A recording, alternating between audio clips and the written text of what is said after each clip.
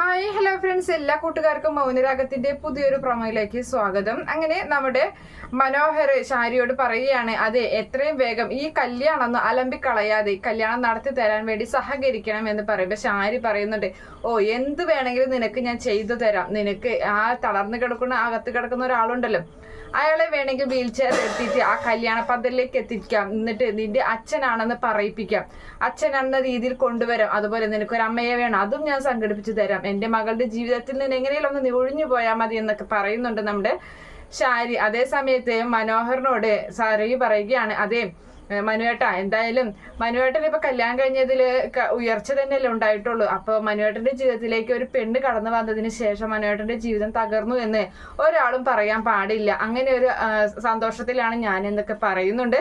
എന്തായാലും ബെല്ലടിച്ചിട്ട് സരിയുടെ വീട്ടിൽ ആരോ വരുന്നുണ്ട്. ബെല്ലടിച്ച് വാതിൽ തുറക്കുന്നത് സരി തന്നെയാണ്. ആ ഒരു കാഴ്ച ആരെയാ കണ്ടിട്ട് നമ്മുടെ സരി ഞെട്ടി നിൽക്കുന്ന ഒരു ഭാഗമൊക്കെയാണ് പ്രൊമോ ആയിട്ട് വന്നിട്ടുള്ളത്.